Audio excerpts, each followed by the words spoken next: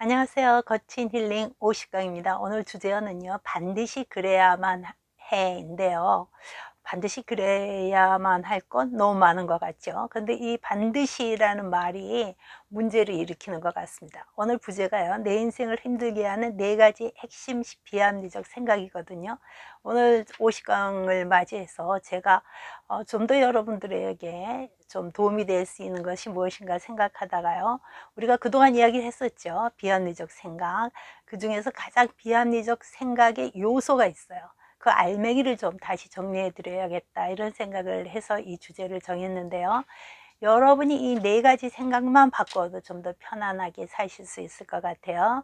RBT 창시자 앨리스는요, 모든 정서적 장애는 한 가지 뿌리를 공유하고 있는데 그 뿌리가 바로 당위성이라고 말했거든요. 우리 인생의 문제를 그리고 우리를 넘어지게 하는 문제의 근원에는 당위적인 생각이 있다는 겁니다.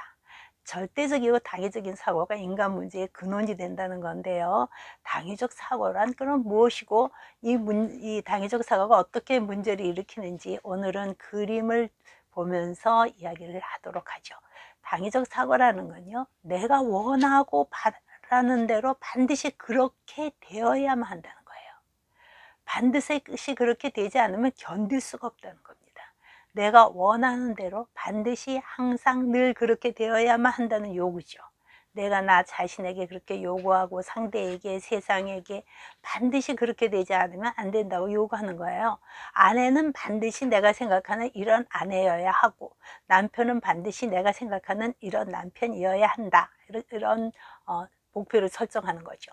오늘의 주제요, 반드시 그래야만 해가 이래서 문제가 되는 건데요. 당위적인 사고에는 3가지가 있습니다. 첫째는요, 자신에 대한 당이에요.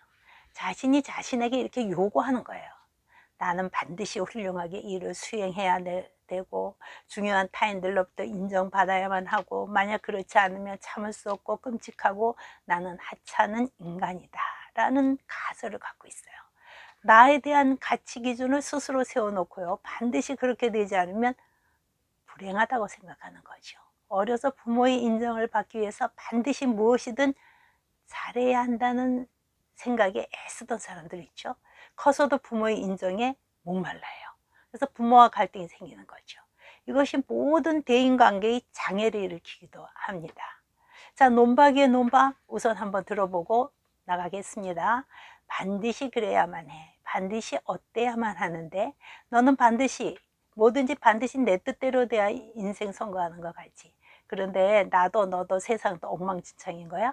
그래서 참을 수 없다 이거지. 다행일 수도 있어. 내 뜻대로 되다가 배가 산으로 올라가면 어떻게 해? 누가 너에게 반드시 어떠해야 한다고 했는데 그 사람 만용이 대단하네. 변수 많은 인생에서 반드시라는 말을 쓰다니. 반드시라는 말을 이렇게 쓰는 거야. 반드시 잘하지 않아도, 잘 되지 않아도 괜찮아. 숨통 트고 살려면 내 사전에서 반드시 지워버려. 자, 여러분, 반드시가 무지가 되는 것 같습니다. 둘째는요, 타인에 대한 당이에요. 타인은 반드시 나를 공정하게 대해야 한다. 만약 그렇지 못하면 그것은 끔찍한 일이고 나는 그러한 상황을 참아낼 수가 없다는 거예요. 모든 사람이 다 나를 사랑해주고 잘 대우해주지 않으면 심기가 불편하고 마음이 상한다는 거죠. 헛된 요구입니다. 사람은 자신도 모르게요, 반드시라는 규칙을 만들어 놓고 살아요. 가족 규칙도 있어요. 자신의 규칙에 맞게 가족이 움직여주지 않으면 못 견뎌하고 불화를 일으키는 거죠. 시어머니는 반드시 이래야 된다. 또 며느리는 반드시 이래야 한다. 이런 어떤 가설을 자기 나름대로 설정하고 있다는 거죠. 자, 셋째는요, 세상에 대한 당위예요. 세상의 조건들은 내가 원하는 방향으로 돌아가야만 한다. 만약 그렇지 못하면 그것은 끔찍하다. 나는 그런 끔찍한 세상에서 살아갈 수 없다는 거죠. 이 3가지 기본적인 당위를 갖고 있으면요, 여기서부터 비합리적 생각들이 막 나오기 시작해요. 대표적으로는 과장적 사고, 인간 비하적 사고, 낮은 인내성 같은 것이 나옵니다. 내 인생을 힘들게 하는 2번째 들어가죠. 과정적 사고입니다. 어떤 사건에 대해서 극단적이고 과정적인 부정적인 평가를 하는 거예요. 현실 그대로보다도 훨씬 더 과장해서 생각하는 거예요. 큰일 났다, 끔찍하다, 죽겠다, 남은 것이 하나도 없다. 작은 일이 터져도 인생 끝난 것처럼 생각하는 거죠. 잃은 것은 확대해서 생각하고 남겨진 것은 볼 줄 모르는 거죠. 우리는 대체로 그래요. 자, 자녀가 원하는 대학 못 들어가면 인생 끝난 것처럼 생각하는 경우가 많죠. 제가 그 교장했을 때요, 사립초등학교 이제 신입생 추천이 있거든요. 추천을 하는데요, 거기서 이제 떨어진 아이들이 있어요. 그럼 부모들이 와서 정말 막 마음이 굉장히 상해하면서 그런 얘기예요. 우리 아이가 지금 첫 단초가 잘못 끼워졌다. 그러니까 이 아이 인생이 불길하다고 나는 느낀다, 이러는 거예요. 그 아이는 그냥 추천에 한번 떨어졌을 뿐인데 이게 처음인데 이렇게 떨어졌으니 앞으로 이 아이 인생이 불길하다, 이렇게 생각을 하는 거죠. 행동의 결과에 대해서요, 과장하거나 앞으로 발생할 부정적인 가능성에 초점을 맞추고 끔찍하다, 엉망진창이다, 믿을 수 없다, 항상, 언제나, 늘, 매일, 절대로, 이런 말, 지나치게 일반화된 언어들을 자주 쓰는 사람들은 내가 혹시 과정적 사고의 오류에 빠져 있는 것이 아닌가, 이렇게 한번 생각해 보셔도 맞을 것 같습니다. 셋째는요, 인간 비하적 사고예요. 사람들은 자신의 가치나 남의 가치를 총체적으로 평가를 하고 사는 경우가 많아요. 점수를 매긴다는 거죠. 자신의 기준 점수에 미달되면 비하해버려요. 자신이나 타인을 모두 포함해서 사람에 대한 일반화된 평가를 하거나 파괴적인 평가를 하는 거죠.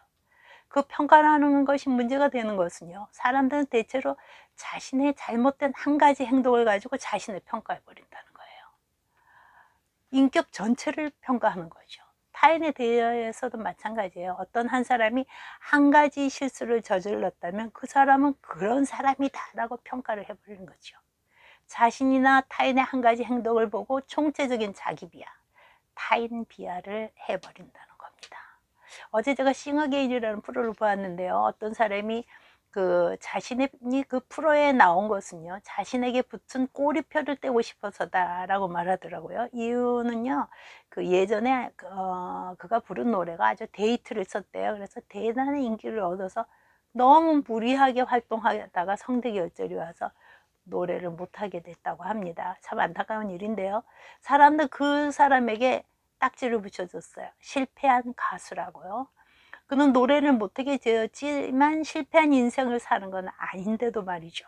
그래서 그는 그 딱지를 떼고 싶다, 이런 이야기를 하는 걸 들었습니다. 자, 네 번째는요, 좌절에 대한 낯선 인내심이에요.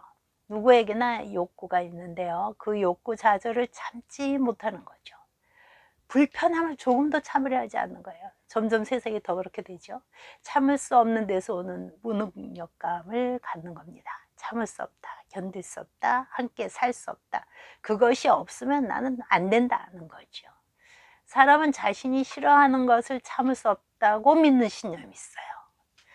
내게는 편안한 삶의 조건이나 안락한 그 자체가 반드시 존재해야만 하는데 그렇지 못하다, 이런 가설을 세워놓고 거기에 오히려 맞추려고 합니다. 어떤 유태인 부부가 있었어요. 그래 부부가요, 근데 아이들이 둘이 있었는데 방 한 칸인 거예요. 너무 아이들이, 근데 시끄러운 아이들이 정말 참을 수가 없다고 동네 노인에게 이야기했더니 내가 몇 달 만이면 고쳐줄 수 있다고 얘기를 했어요. 그러면서 내 뜻대로 내 말대로 하겠느냐 하고 노인이 물었습니다. 그렇게 하겠다 그랬더니 그 방에다가 아이들이 아주 정신없이 하는 그 방에다가 시부모를 모시고 한 달만 살다 오너라 그랬어요. 한 달 살고 가서 정말 죽을 맛이다, 이렇게 이야기했겠죠. 그랬더니 그럼 한 달 거기다가 니네 집에서 키우는 닭과 고양이도 그 방에 함께 살아라, 이렇게 했어요. 그리고 한 달 후에 오너라고 이렇게 이야기를 했거든요. 한 달 후에 갔습니다. 갔는데 정말 이제는 지칠 대로 지쳤습니다. 뭐 난리가 났어요. 그렇느냐, 그렇다면 부모님 이제 돌아가시게 하고 닭 강아지 다 내보내라, 이렇게 이야기를 했습니다. 그랬더니 그 부부가 와서 한다는 소리가 너무 평화롭다, 아이들은 들뛰어도 우리 방에 이제 평안이 왔다, 이렇게 이야기를 하더랍니다. 자, 여러분, 우리는요, 우리가 싫어하는 것을 참을 수 없다고 믿는 신념 있는데요, 참을 수 있습니다. 자, 네 가지 근원적 비합리적 사고를 정리해 보았는데요. 자, 그럼 요걸 잠깐 아주 쉽게 정리를 하겠습니다. 당위적 사고는요, 반드시 그래야 된다는 거잖아요. 비합리적인 생각을 파생합니다. 그래서 예를 들면 이런 거예요. 당위성은요, 나는 반드시 성공한 직장인이 되어야 한다. 반드시 기억하세요.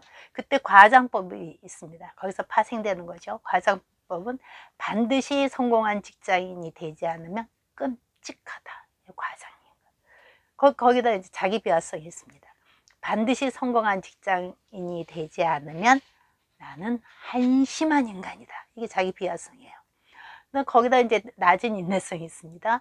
나는 반드시 성공한 직장인이 되지 않으면 참을 수가 없다. 이렇게 되는 거죠. 지금까지 내 인생을 힘들게 하는 4가지의 뿌리인 4가지를 생각해 보았습니다. 여러분이 이 4가지 중에 무엇이 나를 힘들게 할까를 질문해 보는 것이 좋겠습니다. 많은 것을 아는 것도 좋죠. 그렇지만요, 그것을 실천해 보는 것은 더 좋습니다. 여러분이 명심해야 할 것은요, 내가 세워놓은 원칙이나 주변을 나에게나 주변 사람들에게 반드시 그렇게 해야만 한다고 요구하거나 강요하면 여러분이 불편해집니다. 감정을 무시한 당위적인 삶을 살게 되기 때문에요, 현재의 충실한 실존적인 삶을 즐길 수가 없어요.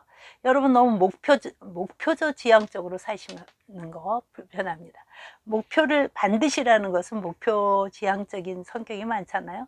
그러다 보면요, 과정을 즐기는 삶을 살지 못해요. 우리 행복은요, 뭐 뒤에 오는 어떤 큰 것이 아니에요. 저축되어 있는 게 아닙니다. 여러분 순간순간 아주 잘게 부수셔야지 행복을 느낄 수 있어요. 잔 행복이 모여서 큰 행복이 되는 게 아니겠습니까? 또한요, 내가 일어난 문제나 어떤 상황을 너무 비극적으로 과장해서 생각하는 습관은 없나 한번 생각해 보시기 바랍니다. 인생은 언제나 빛과 그림자가 공존하는 게 아니겠습니까? 대단하지도 않은 문제를 대단한 것처럼 받아들이면 거기에 눌려서 더 어려워집니다. 그 전에 그런 책이 있었어요. 우리는 사소한 것에 목숨을 건다.